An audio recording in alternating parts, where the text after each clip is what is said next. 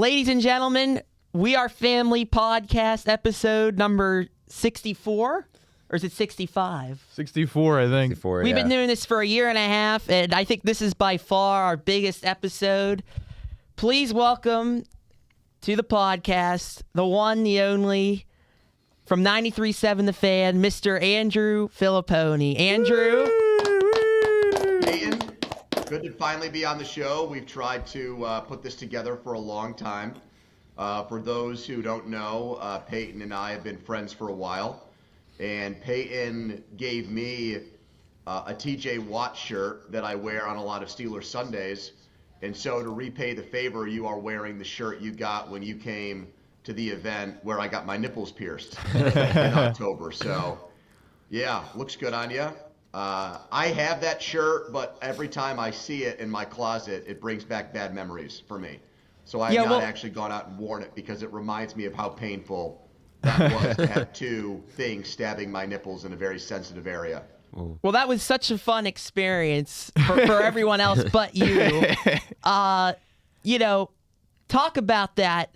Like, what went into your thinking there when you made that prediction and you said, I'm going to get my nipples pierced? Did you know that it was going to turn into a big event if you got it wrong, or was it just an out-of-the-blue kind of thing? Well, let's not forget about the part where I said no numbing agents were involved. That was key. Oh, yeah, that's a big one. I think it would not have had the same luster if I had, allowed for someone to basically take all the pain out of the situation. No, so that was just spur of the moment. I'm sitting around on that Thursday before the Steelers lost to the Bengals that night, and I was so confident that the Steelers were going to win and not blow one of those games, one of those classic Tomlin games, that I was sitting there thinking, what is a way that I can really express to people and articulate to people just how sure I am that the Steelers are going to win the game? And I just blurted that out on the air, and then I put it on Twitter. And the Steelers got off to a good start in that game, so I felt like I was in the safe zone.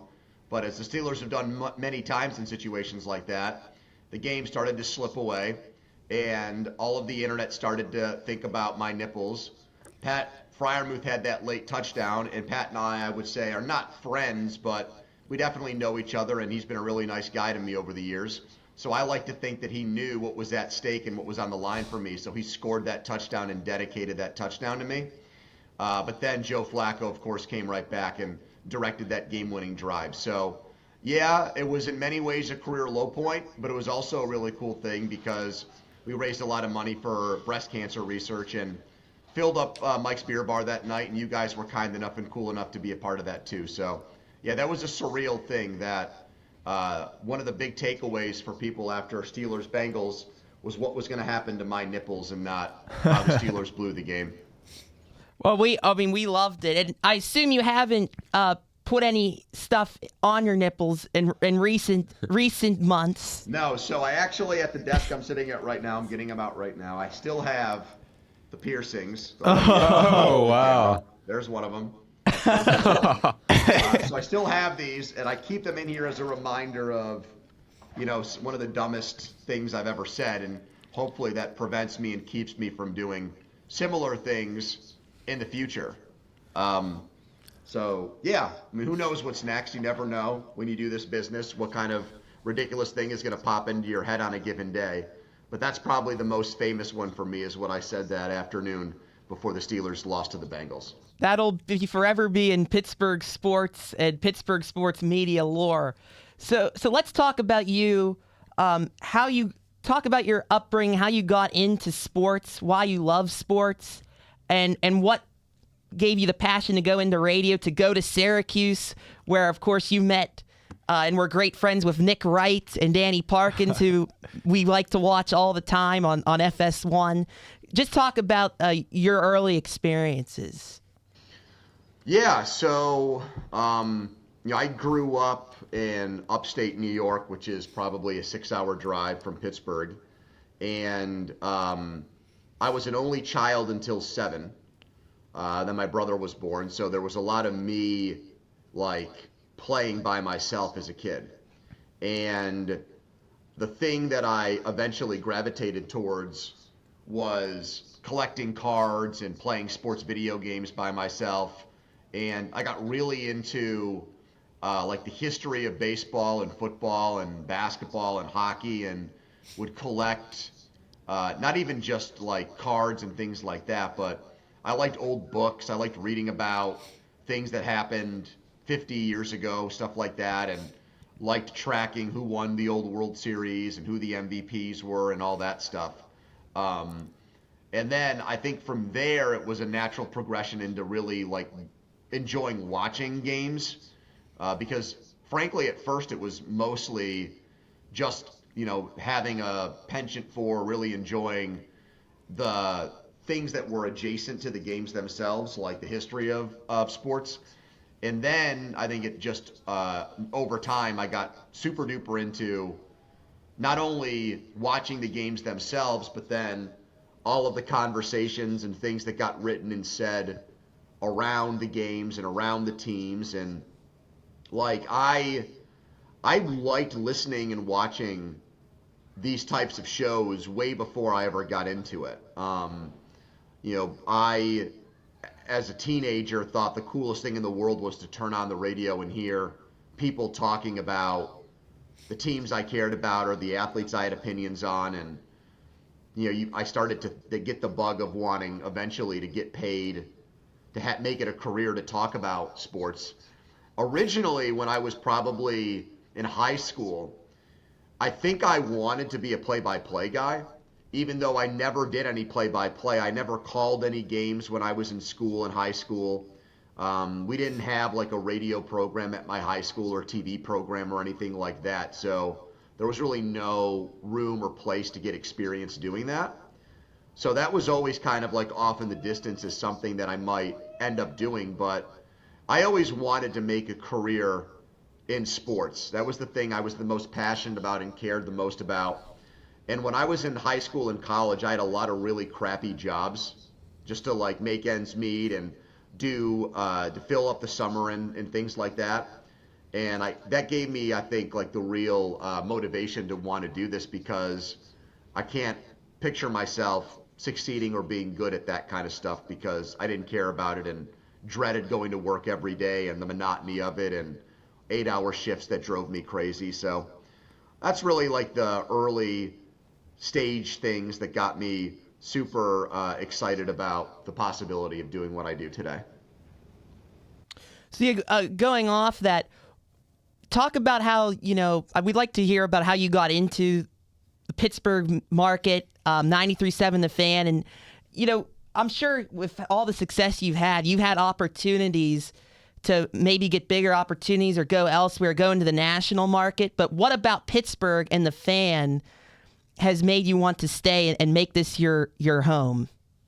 Yeah, so I was working at a radio station in Buffalo. It was actually the station that had the Bills and the Sabres rights. And I was there for almost 2 years. And it was a lot of fun. I made great friends there.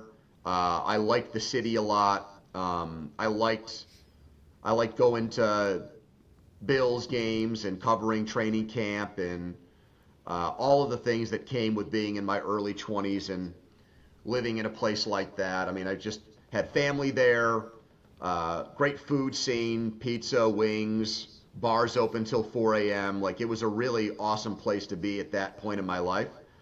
But I wasn't sure there was a lot of growth potential for me at that radio station. They had an afternoon show and a morning show that had been in place together for a very long time. And I didn't really think that they were going to make any changes to it that were going to allow for me to really have a bigger role and make more money there. So I was on the lookout for jobs, and one of my friends who was living in Connecticut at the time, who I went to college with, made a call to me. Like, we were just kind of shooting the breeze. It wasn't even like a serious thing. And he had mentioned how he saw on a job board that Pittsburgh was flipping B94, which was a top 40 station at the time, to an all-sports station. And they were going to go 24/7 sports. So back then, actually, when we first got on the air, there was no CBS Sports Radio. We didn't use ESPN Radio. We didn't use Fox Sports. We had people in studio hosting shows for 24 hours a day. There was somebody that was on the air from 2 a.m. to 6 a.m. My first job was actually hosting shows from 10 p.m. to 2 a.m. And I was like, my friend was telling me about this, and I remember being so pissed off at myself because this was the first I was hearing about it. I never even applied. I didn't even know that this job existed. So I went into work in Buffalo that day and told my boss there how disappointed that I wasn't on top of these things and how mad I was at myself for not checking these job boards and having the right connections and the right networking people that could help set me up for these jobs. And he said to me, well, I know the people that are launching this radio station at the highest levels in New York. Give me your stuff and I'll send them your stuff. And he didn't have to do that because I was his employee and it was leaving for another company. But he did what was, I think, a pretty altruistic, nice thing of trying to better and further my career, which was going to hurt his radio lineup roster. But he thought it was the right thing to do, I guess, and got my tapes to somebody in New York who forwarded them to Pittsburgh and said, you should look into this guy. And I drove down to meet with the boss of 93.7 The Fan before it launched at the Wyndham Hotel in downtown Pittsburgh for breakfast. And it was right before the Super Bowl. It was a few days before the Colts played the Saints in the Super Bowl that year. And we probably talked for 45 minutes. And I thought it was the worst job interview of all time. I didn't think I said anything, or I didn't think he asked any questions, honestly, that made me feel like he was serious about hiring me. It really just felt like he was doing it because he had been told to do it. So I thought I was just like almost like people thought the Mike McCarthy interview was a courtesy interview or a polite interview. Like I didn't actually think they were going to hire me. And I remember driving back to Buffalo, which is almost a 4-hour drive, and calling my girlfriend at the time and just being like, I don't think this was a waste of time. I can't believe I, spent money on gas and took pretty much 8 hours out of my life, took a day off from work to go do this. There's no way they're going to hire me. And then I think either a day later or 2 days later, he called me and said, we got a spot for you here. Do you want to come down and work it? And I actually had a cruise planned for the week that the radio station launched. And so I had to cancel that cruise trip and never got my money back or anything, and ended up starting that Monday. So he called me, I think, on a Wednesday or Thursday, and I was on the air the Monday after that. So it happened super fast. And to your other question, Peyton, I didn't really touch on that at all. Like, why am I still here? Because, I feel like it's a two-way street. Like, I really, really, really like talking to Pittsburgh sports fans, and thankfully they've liked listening to what I have to say. And if they didn't like it, then I probably would have left by now, because I would think that this would be a dead end. I wouldn't be able to enhance my career and provide for my family the way that I want, and I would have looked at other opportunities. But because I enjoy it the way that I do, and because people reciprocate it and want to hear what I have to say and everything, social media, TV, radio, you name it, they've allowed for me to stay here. But I thought when I was younger, I would have definitely left by now. I thought I was going to just be in Pittsburgh for 2 or 3 years and then I would be off to the next thing. But I'm happy that I didn't do that, because I've made my life here. I've met family and friends that I'll cherish and love forever. So yeah, Pittsburgh's great, and I feel like I'm a Pittsburgher now that I've been here for almost 20 years, which is crazy to say out loud.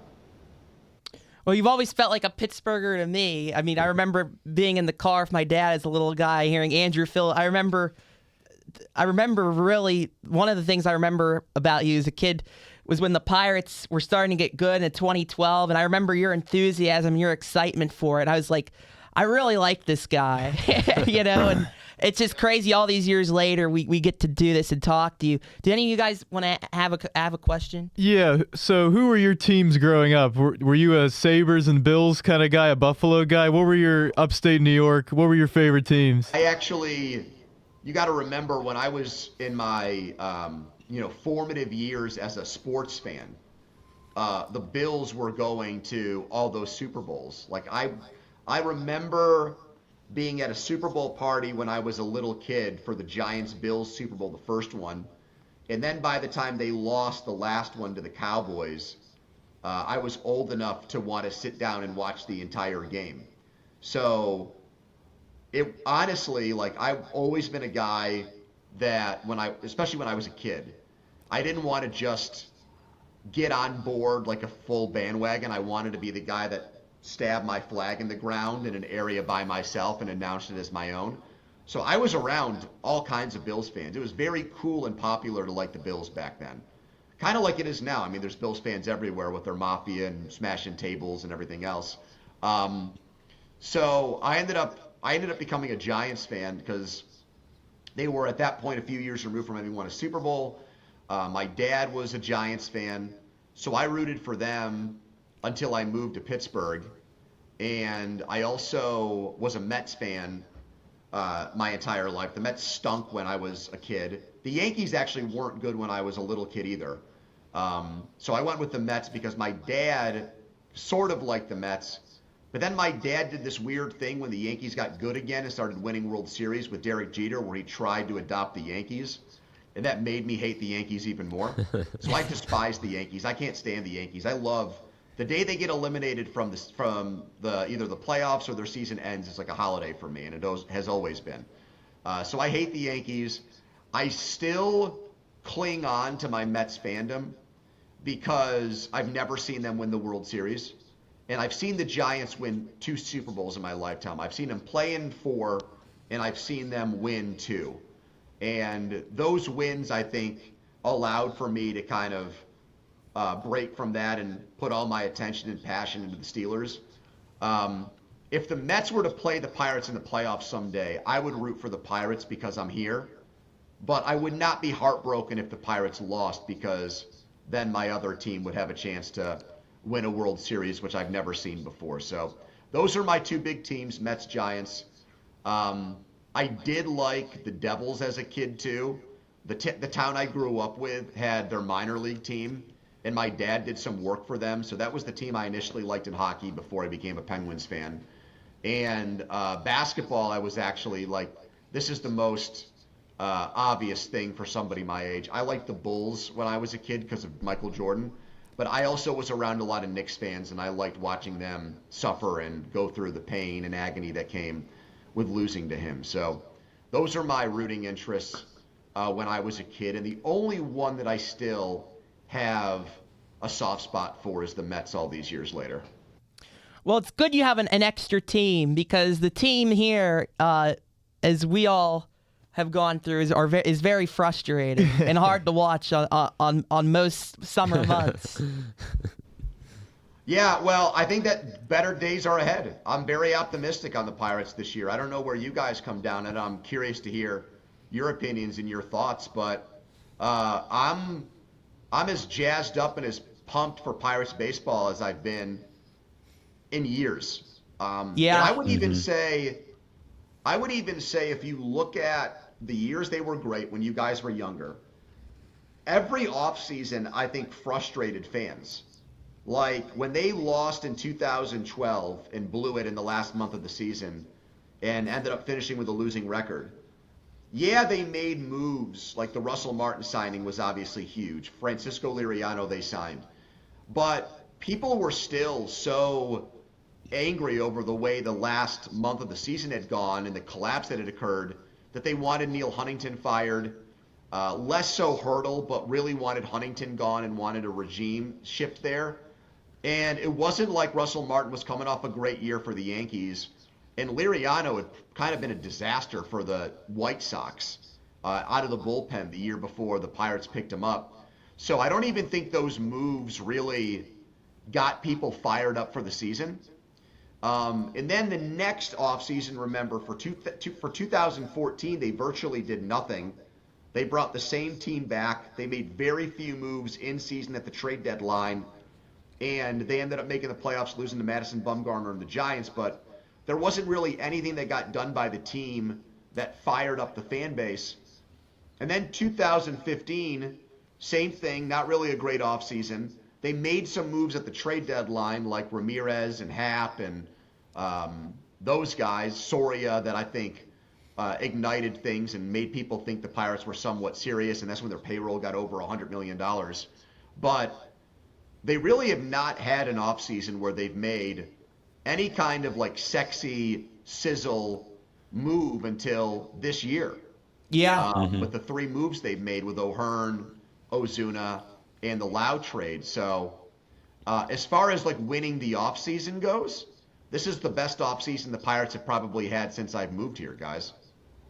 Yeah, and I know, we're going to talk about this, I'm sure, at some point, but I feel like a lot of people are sort of over-hating the Marcell Ozuna signing, especially because of defensive flexibility and everything. But I think a lot of people forget that he was one of the best National League hitters from 2023, 2024. So I think that's a very underrated move that the Pirates made. And if he has an OPS at like 800 or better this season, probably the best offensive free agent signing the Pirates had since Russell Martin. So, well, I do think he has the potential to bounce back.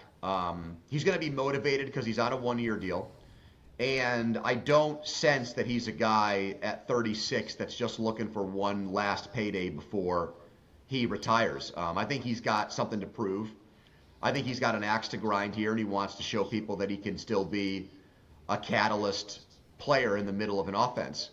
What I'm enthused by is the people down in Atlanta who were around him with the Braves said that he was a real positive influence on younger players there. His mindset and attitude on a daily basis was great. This is not a guy that's going to sit at his locker, and when he's in a slump, he's going to be a jerk and he's going to be standoffish and he's not going to want to help guys. He had hard times last year. The whole team did. The Braves underachieved unbelievably bad. I mean, they were probably the biggest underachieving team in the National League, other than maybe the Orioles in the American League. They might have been the biggest in baseball. And it doesn't sound like it affected the way he carried himself and interacted with his teammates on a day-to-day basis, which I think is huge, especially when you're viewed as a veteran and an elder statesman and somebody that the younger guys look up to. So I think the biggest reason why the Pirates got him is obviously they wanted to be a run producer and drive in close to 100 runs and hit his 30 home runs and all those things. But I do think he lends credibility and accountability to that clubhouse. And they need some of that. There needs to be, other than Paul Skeens, there needs to be somebody who sets a standard or tone, who lets people know that settling for mediocrity is not acceptable. And I think Russell Martin and A.J. Burnett both did that. Burnett was more vocal about it, and I think Martin did it more on a lead-by-example kind of basis. And I think Ozuna can have a similar effect on this team. So, yeah, I can't wait for the games to start.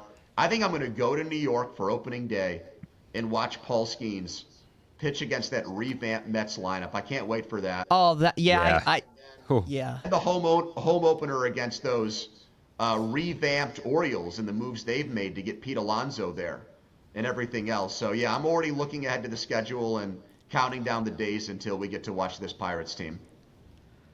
Yeah, Marcell, going back to Marcell Ozuna, I mean, I think from a value standpoint, I mean, it's excellent because everyone's like, well, he declined. But like you said, the entire Braves team was just bad last year. Like, it was kind of like the Pirates in a way. Like, everything that could have went wrong for them.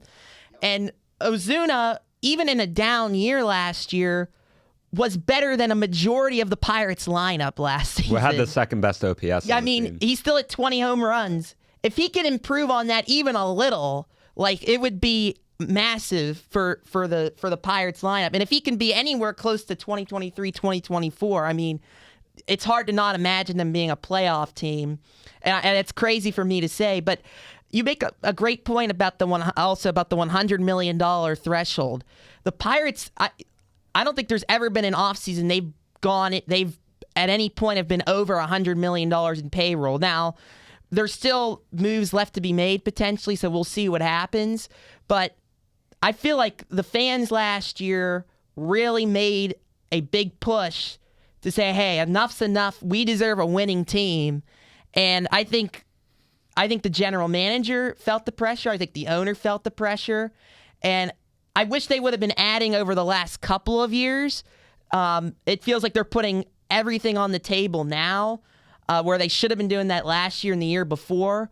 But I'm very, very excited just about the offense because we know the pitching's there. We just need the offense to be average. And we talk about this. If the offense can be average, like, this team can go places with Paul Skeens and all the young pitchers they have.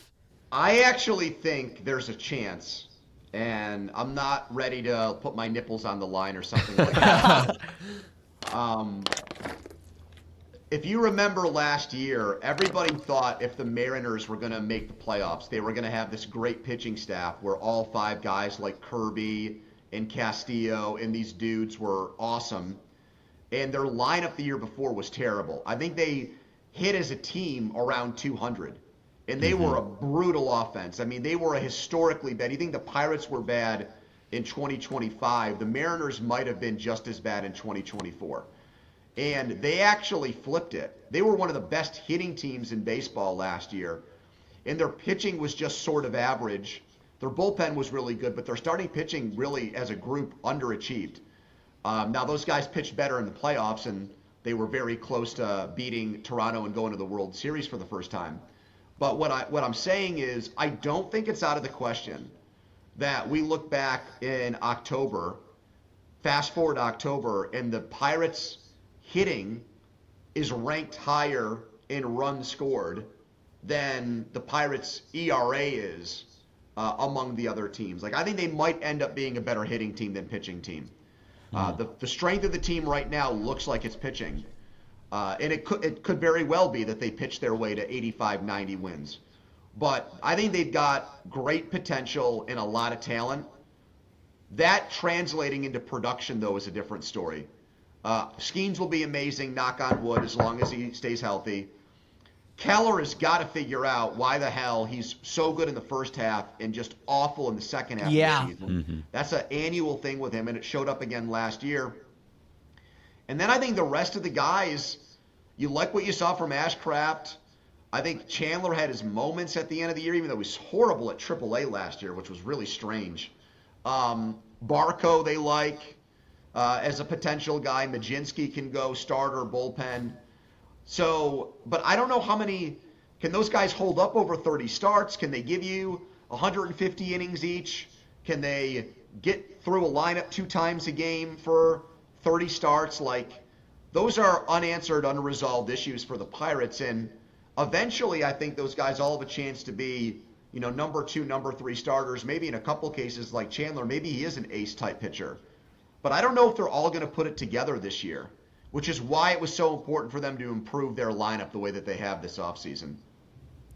Yeah, I agree. And I do think this rotation could use a veteran. I know they've been talking about this. Would have loved to see Quintana back with the Pirates. I would assume that the Rockies were his only offer because he went to Colorado. And yeah. I know, it's just crazy to see. But what do you think about the critics talking about the defense maybe being terrible? I mean, the defense was pretty good last season, and it didn't matter whatsoever. I think adding to this offense in any ways you can possible matters more than maybe sacrificing some defense, especially in the outfield. And I want to get your thoughts on Oneil Cruz. He's been working with Kevin Kiermaier defensively, trying to solve that a little bit. But I think he is really the catalyst, and obviously Reynolds having a bounce back. But I think the guys returning to this offense also, they have a chip on their shoulder. I think they need to perform, especially Cruz, because Reynolds has shown what he can do in his career. Cruz has not taken that step that many Pirates fans and really baseball fans think he can with his raw tools and power. So what are your thoughts on Cruz, the questions of the defense, maybe sacrificing defense for offense, and if the Pirates, can they challenge in the National League Central a team like the Cubs that did add Bregman and that have been a thorn in the Pirates' side? They did lose Tucker, but they always beat up on the Pirates. Yeah, they brought Cabrera in, too, in their rotation, who I like from Miami. I thought that was a good pickup by them. That's the team to beat, in my opinion. But it's not like you're in a division with the Dodgers. You're not in a division with the Yankees. You're not in a division with, I would say, the Braves, Phillies, and Mets. One of those 3 teams, I think, is going to win more than 90 games. So that's the good news, is that there's not a team in the division that you look at after last year's disappointing season where you won, fewer games than you did in 2024, and you're like, well, how do we how do we win 20 more games this season? You might not have to do that. It might be 15 more games. High 80s might win the division, could easily win the division in my opinion. So that I think is the silver lining and positive to where things stand right now. Is I don't think the bar is going to be extremely high to clear. I do think their defense is going to be a major liability. I think they're going to lose games because they're fielding this year. But I think they're going to win games because they've got a much better lineup. They're not going to be the worst hitting team with the least amount of power in all of baseball now. I have no clue, though, how they're going to configure this thing and make it look like it's a respectable defensive outfit. I just don't. Because Mangum is their best defensive outfielder, and he's your fourth outfielder now. And you don't want to shoehorn him into the lineup at the expense of other guys. You don't want to get him in and take O'Hearn out or take Cruz out or take Reynolds out or take any of those guys out. So he becomes a guy that's now a part-time player, which I'm fine with. I mean, he was a 28-year-old rookie last year, had a good year with Tampa Bay, but I hardly view him as a guy that, you need to have in your lineup all the time. Third base, you're probably going to start the season unless another move gets made there with one of the premier defenders at that position occupying that spot. But third base defense is really not that important. You want to be really good up the middle, catcher, shortstop, second base, and center field. And shortstop right now, I guess that could end up being, if it's Gonzales, you're screwed. Lau is not a good defensive second baseman, and Cruz is an adventure in center field. Yeah. The off-season plan by him, I admire, and that does give me hope that he's serious about making himself a better player, that he went in, whether it was his agent or whoever, put him in touch with one of the best defensive center fielders really ever, and that those guys spent a lot of time together and worked together. What I think will make Cruz a better player this year is the protection he has in the lineup, but also he knows that he doesn't have to carry the team himself. And I think the last couple of years he's felt like this team stinks. There's no light at the end of the tunnel. And I think the way he's checked out of games and kind of been in la-la land and been in a fog, I do think part of that is the team that he's been on. And being on a better team, I believe, is going to make him a more engaged player and a more, I think, reliable player where there's going to be fewer boneheaded mistakes and self-inflicted wounds by him. So that's another added benefit of what they did in the offseason. I think it's going to allow for Oneil Cruz to flourish. And I don't think he's ever going to be an MVP guy, but I think he'll hit more than 20 home runs this year. I think he'll steal more than 30 bases. I think he'll be close to adequate in center field. And given now the other players they added into their lineup, you'd sign up for that right now based on how his career has gone to this point. Yeah, the mental aspect of the game with Cruz has been an issue. And it's kind of been the excuse, well, he's a young guy. Well, he's not that young anymore. Like, he's been around now for a while. He's played multiple seasons. Like, he has to mature and be a leader on the field. Like, he has to be focused for 160 games or however many he plays. I'm sure he probably won't play 160 games, but he has to stay focused because those mental lapses when you're in a playoff race in August and September can really kill you. I mean, and that's my big concern with him. And people talk about it too. Like, they hint at it in the media. Like, Kevin Kiermaier was working with Cruz, and the main thing he said was, well, if mentally he could stay in the game and could be focused and could put in the work day in and day out, he can be the sky's the limit. So I think everyone kind of knows that that's the issue with him. And that's why I won't believe it until I see it with Oneil Cruz on a daily basis.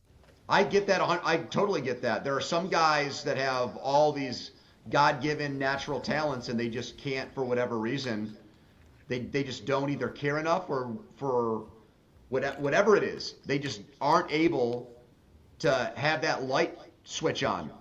And it sucks because, you think if somebody had like the work ethic of a Crosby or a Brady or somebody like that with that talent, it'd be a Hall of Fame player. But, there's tons and tons and tons of ex-Pirates and major leaguers who had all of these prodigious abilities, but just were never really able to make it translate consistently at the major league level. And he could very well be one of those guys. He's 27 years old. He's not a baby anymore.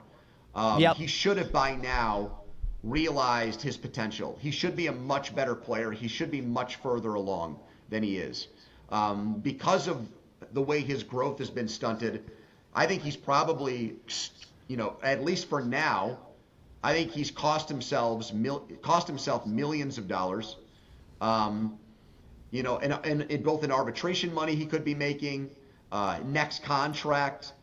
I mean, right now he is a platoon player. He is so bad against left-handed pitching that you take him out of the lineup when there's a lefty on the mound. He's that bad. And with the way his defense is, it's a no-brainer. There's no reason to play him in those situations. So there's a lot for him in a short amount of time here to get better at. And I just believe that the rising tide that is the moves the Pirates made can lift that boat up a little bit higher. But, dude, I completely believe and agree with the skepticism that you have. People got so mad at me because I said I didn't want him to win the home run derby, because I did not want him to feel like what he was doing was validated, or he was rewarded for the way he was acting and performing. That's the last thing I wanted. I thought that was actually going to be detrimental to his career if he got like something that showed him, hey, look, you actually are a great player. And Pirates fans got mad at me at that, but I had a very low opinion of the way that he was comporting himself and acting, and he was not carrying himself like a team leader and somebody that was the guy you could count on and depend on to lead you out of the abyss you're in and make you a playoff team. And hopefully, he doesn't have to do those things as much anymore because there's better hitters on the team around him. Yeah, and that's why they need to add to the offense, because I couldn't trust him being. I mean, he can. I'm sure there will be times he will need to be at the top, near the top of the lineup if he's going well.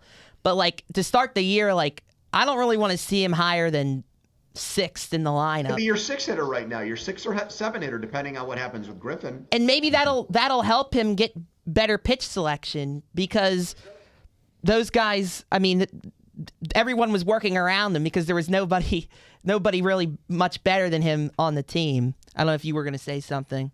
Well, I have a question just about the left side of this infield. You kind of touched on it at third. It's as of now, it's going to be Triolo. There really isn't anybody on this team other than Triolo that can play a good third base. No. And has any experience really. So what are your thoughts on third base? Do you think, I know you were talking to Jason Mackey a little bit, but I don't quite understand how the Pirates sign Ozuna and then Isak Paredes is all of a sudden off the table when you're going all in this offseason. He has a affordable $9 million contract, and really that left side of the infield, if it is Gonzales instead of Griffin at short, leaves a lot to be desired at positions that for a quality offensive team, they have stars at those positions. So what are your I'm a fan of Triolo. Like, he's a great defender. And I thought in the second half of last season, like August and September, he started hitting the ball more consistently with more contact and power. But I just don't think at this stage he is a everyday third baseman, especially with nobody really behind him to back him up. So what are your thoughts on that? And what are your thoughts also on the Andrew McCutchen saga? Obviously, it's been that's a whole nother well thing. documented. Yep. But it looks like with that Ozuna signing that there's not really a spot for Cutch because they're similar players at this stage, DHs, right-handed hitters. And Ozuna flat out is the better hitter at this stage. And it's tough to admit that. We all love McCutchen, and I'd love to see him on the roster regardless. But just what are your thoughts on the left side of the infield in this McCutchen saga? Yeah, so they've, I think, made it very obvious that they don't think Jared Triolo is an everyday third baseman. If they did, they wouldn't be so aggressive in looking for guys to fill that spot. They could come out and at any point say the reporting and the information out there is wrong. We like Triolo. We're going to trust Triolo. They haven't done that. So they've been shopping for third baseman. Now they're in the discount aisle because of the Ozuna move. They don't want their payroll apparently to go past a certain threshold. Like, to me, that is a minor complaint of their offseason. You've come this far, you might as well finish the job. And I think right now they believe they can do that and have their cake and eat it too, and find a guy that's more affordable who's also an upgrade. The problem though is you're gonna have to give up something to get something. The Mets aren't going to give Vientos away. They're not going to give Beatty away for sure. He's penciled to start for them, probably at DH, I would think. So those guys would be huge offensive upgrades. I mean, Vientos hit 27 homers 2 years ago. I mean, he's still young. That would be a huge offensive upgrade.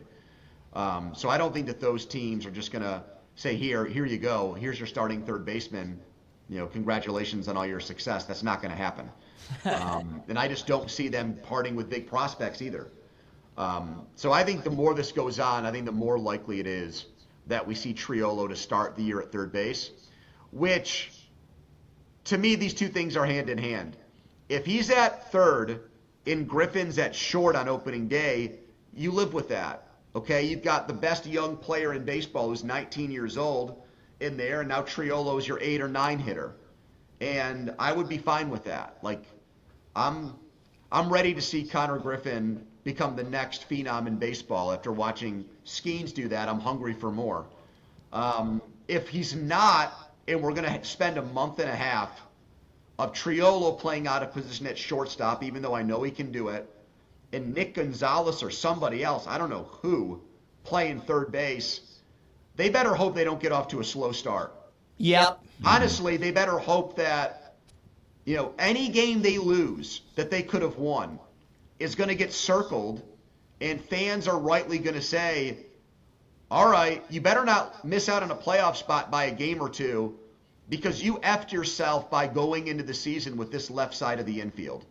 So they open themselves up to immense criticism from people like me and guys like you on your podcast if that's what they end up doing. If Griffin is held down until May and Triolo is at third to start the season, or at short, I should say, to start the season.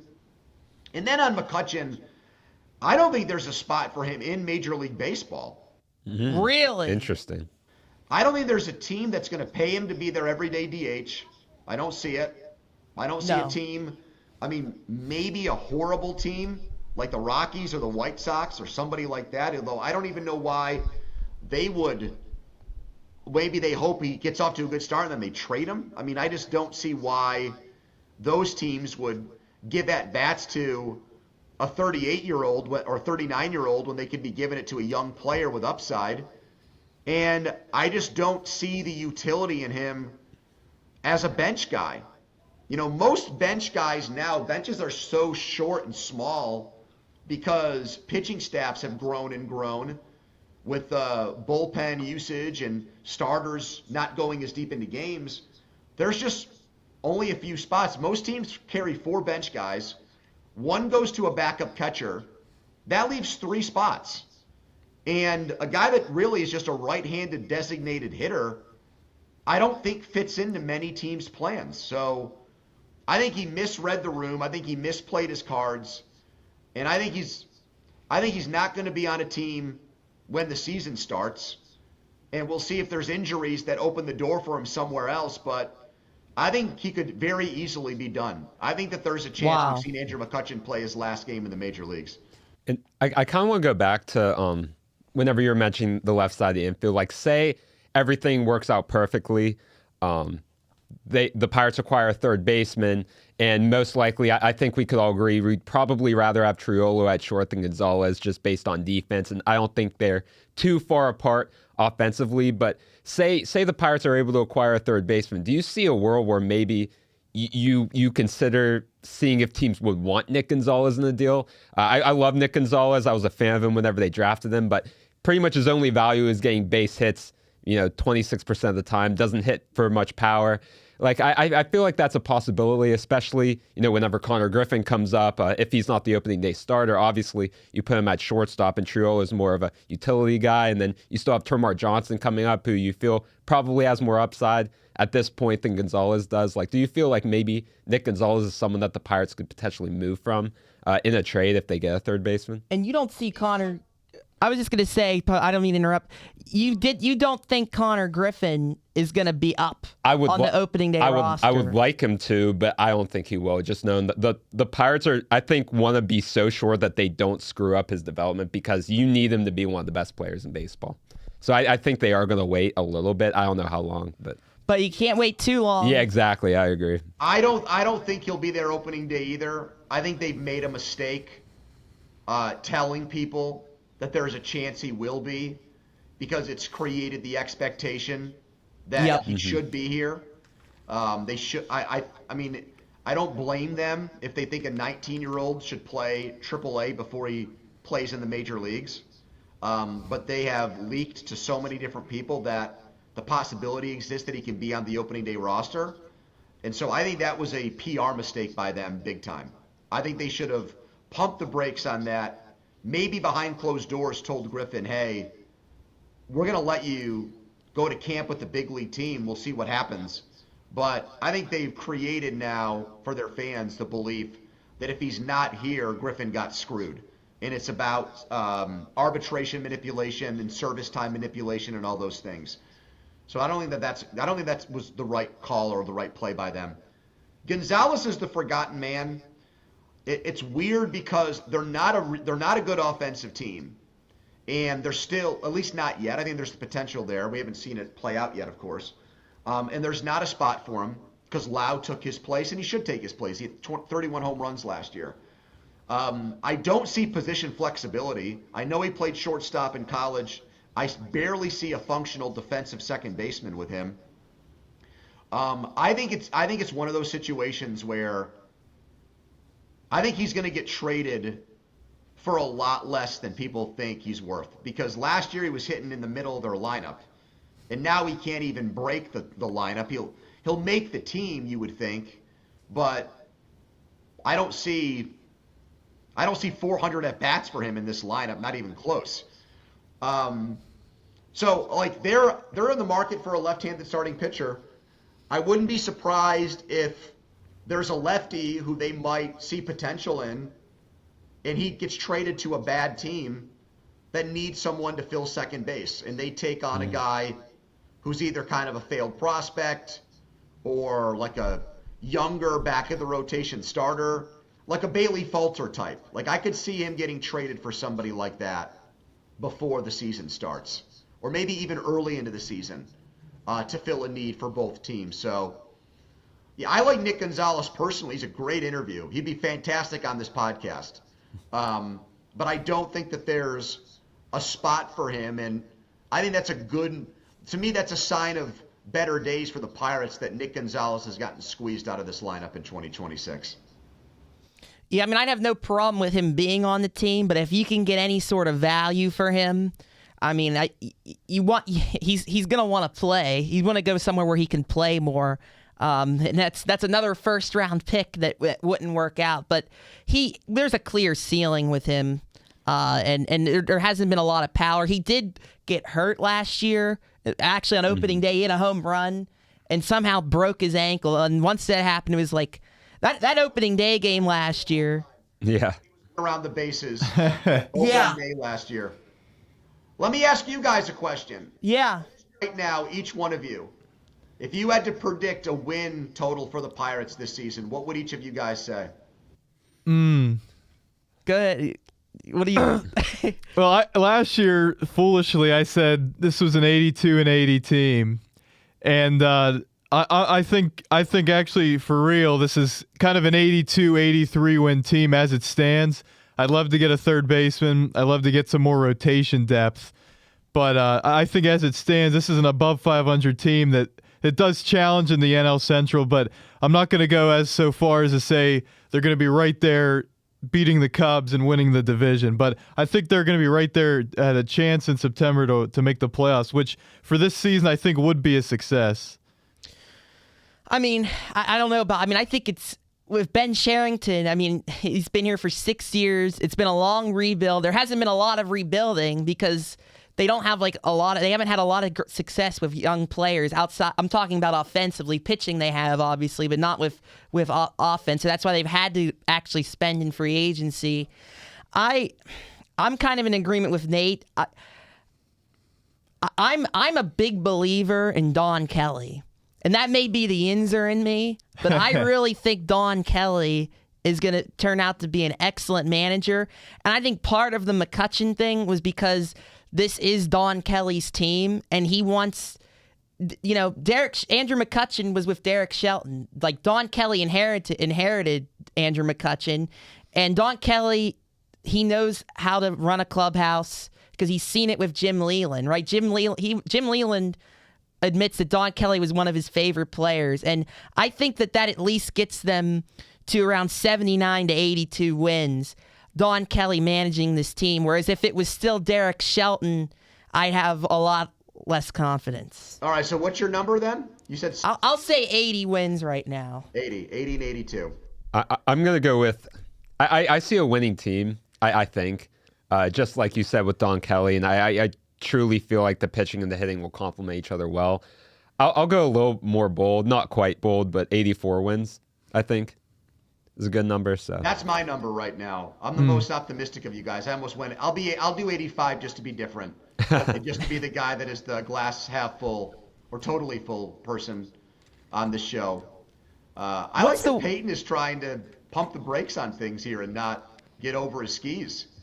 This team and this organization, too many times you've been burned. You're scarred. I am scarred. Yeah, I mean, we've never been alive to see them win their division before, so it's just the truth, and so we're cautiously optimistic. Yeah. And people every year, this happened last year, it's happening this year. Everyone doubts the Brewers, and they are so well run. In fact, the Pirates had the chance to hire their general manager, and instead they got Ben Sherrington, and they had the chance to hire him, and look how well the Brewers are run. I mean, they get rid of guys like it's nothing, and they add these pitchers, and then all of a sudden, and they somehow win more. I mean, they haven't done. I don't know what they've done this offseason, what they're doing. Sanchez. They got Gary Sanchez. They did get Gary Sanchez. They got rid of Caleb Durbin. They got rid of Isaac. What was his name? Isaac Collins. Freddie Peralta. They got rid of Freddie Peralta, but they got a lot of pitching back. They still have a lot of pitching depth. They have this Mizorowski who's just a beast if he stays healthy. But they always just find ways. You think their offseason was weird, and somehow it turns out to be great, and they're winning 90 games at least. So that's the team that always, and they have haunted us for years. I mean, Pirates have a really bad record. What's it called? It used to be called Miller Park. Now, whatever it's, I don't know what it's Family called. Field. American Family Field. But the Brewers haunt me, Andrew. They haunt me. They're always beating up on us, and they're always doing more than they should, doing better than I think that most people think they should. And I'm guilty of that too. I'm picking the Pirates to finish ahead of them, but Milwaukee, you're right. The last couple of years, they've been predicted to win around the same number of games as the Pirates, and they won over 90 last year. The year before, they did the same thing. They went to the NLCS last year. They did get swept by the Dodgers, but they exceeded expectations incredibly. So I probably should respect them more, but I don't. I don't want to. I want to believe that when you keep getting rid of good players, you can't just fill in with young guys who are unproven, and miraculously they keep hitting and keep producing, and your team continues to thrive in those situations. So the Brewers, I think, are a model franchise for the Pirates. That's who they aim to be. They aim to be the team that is, Peralta gets traded. Those guys move on. That eventually, when they trade Skeens and they trade Griffin, huge prospects come back in those trades, and they keep that winning cycle going. But obviously, that's getting way ahead of myself. I just want to see a season where we're in September and they're playing games that are make or break or do or die in front of 30,000 fans every night at PNC Park. It's been way too long since that happened, and you guys deserve to experience it now that you're in college and you're old enough to get down there and enjoy those moments a little bit as adults. So that's the goal here, is for them to be playing some Bucktober baseball in 2026. Oh, yeah. Well, real quick, you mentioned Griffin and the possibility of trading him. I'm all for extending him right now, like right this second, before he gets any major league experience. What are your thoughts on that? I know Jason Mackey was saying the Pirates really haven't talked with Griffin or his agent yet about an extension. I think they should be on the phone yesterday trying to get the best deal possible, because I just think the skill set's there. And for a franchise like the Pirates, you're not going to sign Schivins. We all know that. And it was apparent when he made his major league debut they weren't going to be able to. But I think Griffin, you can't waste that opportunity with that talent. You look at the bat-to-ball skills. You just look at him as a player. He looks like a bona fide star at the age of 19. What are your thoughts on that? I know he was saying, I was hearing some GM say maybe the $130 million range might be the standard now with what Jackson Chourio got with Milwaukee.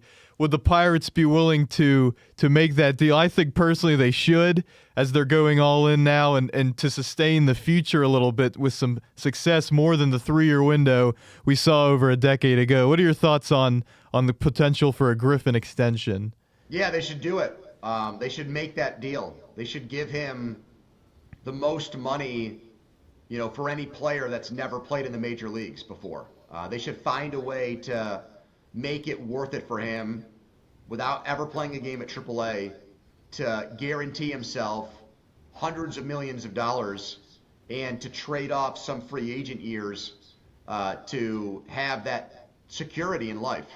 And it's a risk for the Pirates, but I think in this case it's well worth it. It'd be the biggest contract in Pirates history if they do that, which makes me think they won't. I have almost my confidence level in them signing Griffin to an extension before the year starts is practically zero. I just don't think that I don't think that Nutting and Cherington have the balls to do it.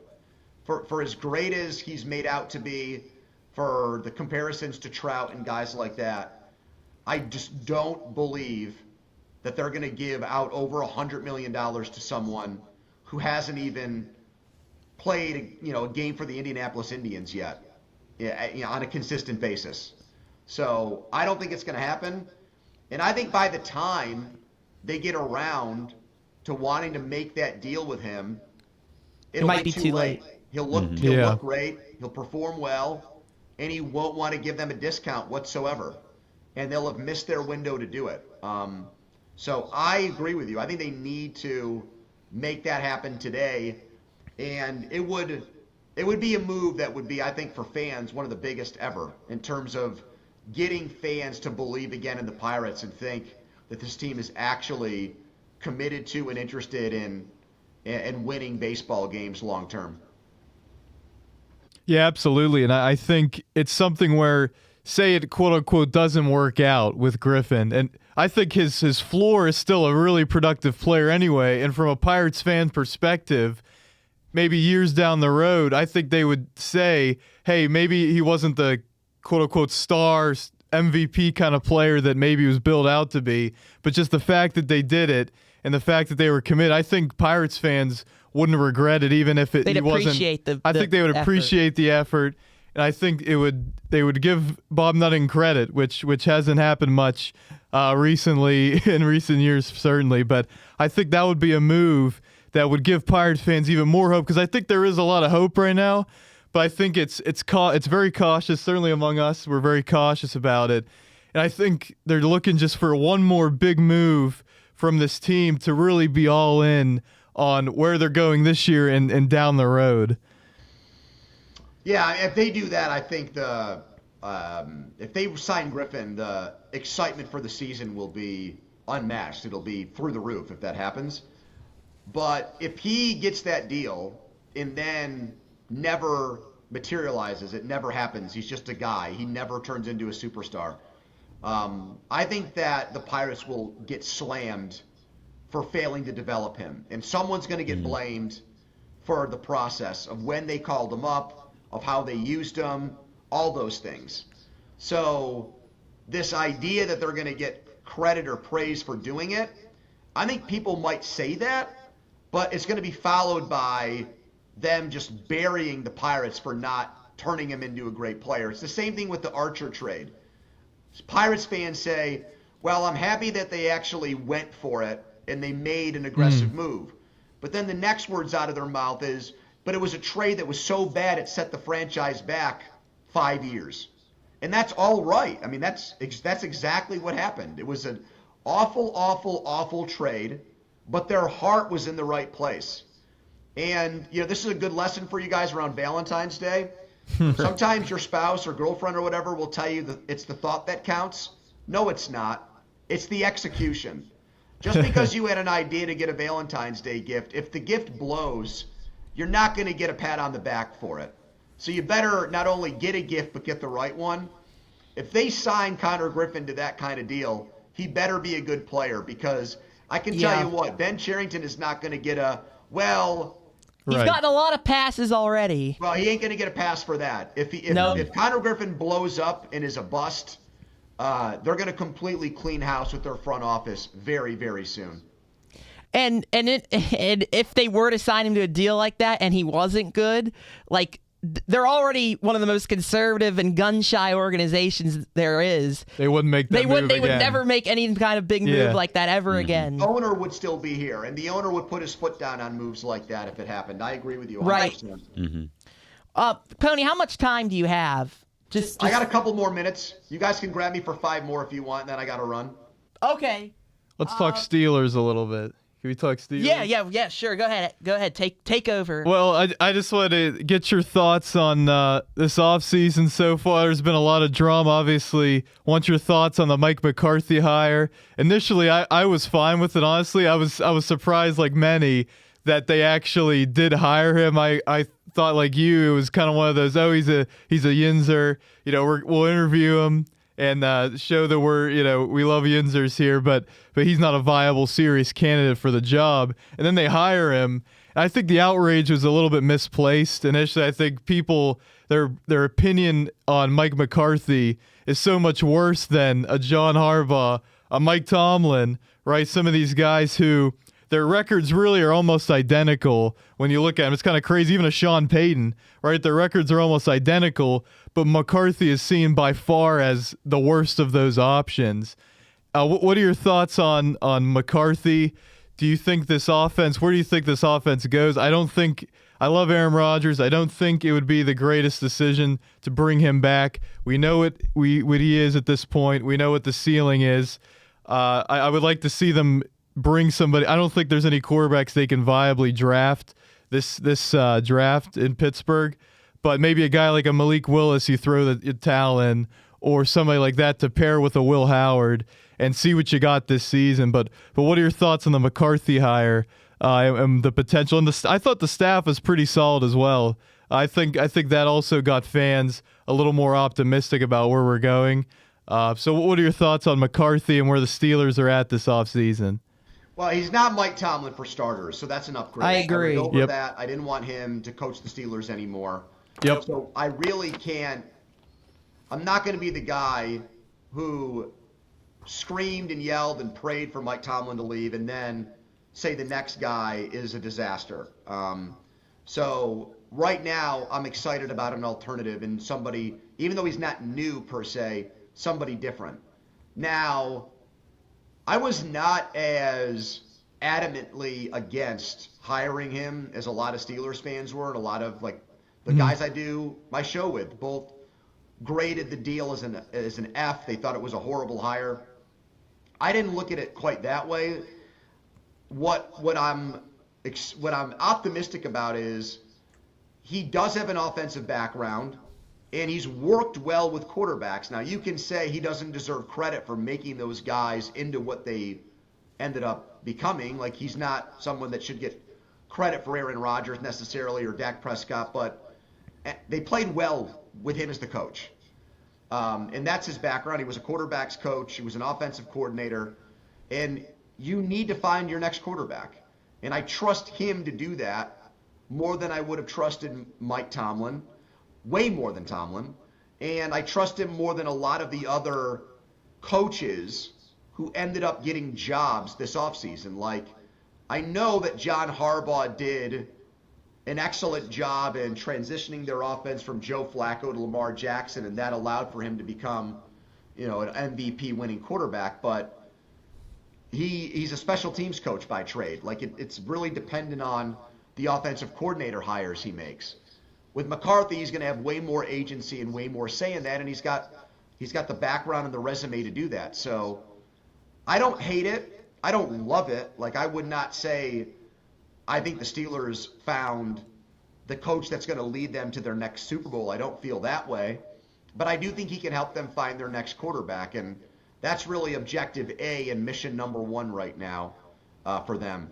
As far as the Rodgers thing goes, I want zero part of that. I don't want to watch Aaron Rodgers play football for the Steelers again. No offense to him. It's not at all personal.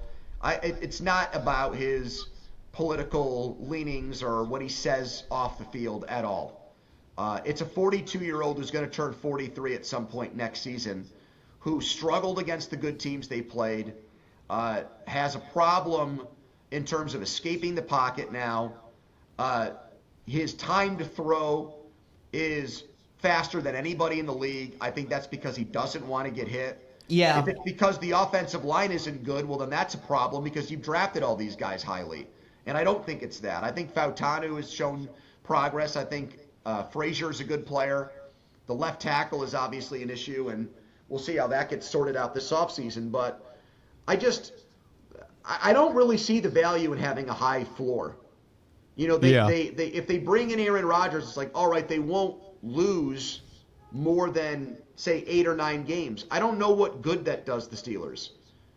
You want to be a high ceiling team. You want to be a team that has the potential to win a lot of playoff games. And if it's boom or bust, fine. If bust is you go 6-11, so be it. But to just be a team that has a high floor, like, I just don't see the value in trying to build a team like that every season. I disagree with the Steelers' philosophy as strongly as you can. And I thought that was a Mike Tomlin thing, but I think that might actually be an Art Rooney thing, and that's a tougher thing to correct and fix because he's the guy that owns the team, obviously. Well, Poni, thank you so much for joining us. Yeah. Really, this was such a pleasure, and we'll love to have you on again. We can talk more Steelers because there's a lot to get into there with you and the fan, and you know, you've had your fun with your friend Michael Brewerly. You have gotten in Lamar Jackson's head. I think you're responsible for a lot of Steelers victories over Lamar Jackson just by getting in his head on Twitter. So there's a lot to talk about. They're going to make a lot of moves, so we'd love to have you back.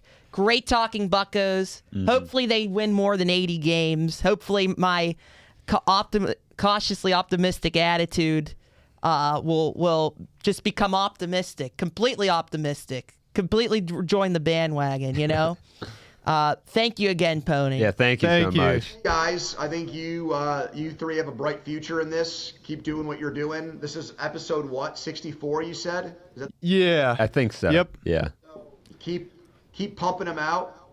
Keep doing it. The best thing about sports media today is that you don't need, I mean, it would be great if you guys all came and worked with me at the Fan. That would be fun. But you guys can do whatever you want. The thing about the evolving media space is if you guys do a good job and people listen to it and like it, you can grow that on your own. I mean, so many people now that are relevant in sports media didn't do it because they worked for ESPN or they worked for Fox or something like that. They did it on their own, and they started with a social media following, and they got onto YouTube, and they got onto TikTok and those places. So you guys have that kind of going for you, which I frankly, that did not exist when I broke in to this business. So somebody out there might be listening who can make or break your career and get you guys to places you want to go. So always be mindful of that. Don't mail. You guys don't do that, but don't mail these shows in. All right, I'm going to be listening and watching. I don't want to see any half-assed or hear any half-assed podcasts, all right? No, we're all in. We're all in. Okay, so I want to hear spicy takes. I want to hear good debate. I want to hear all those things on this podcast moving forward, all right? Yes, sir. Sounds Absolutely. good. Thank you. All right, boys. Thanks for having me. Thank you, Poni. Thank you so much. Thank you. Hey, guys. See ya. See ya.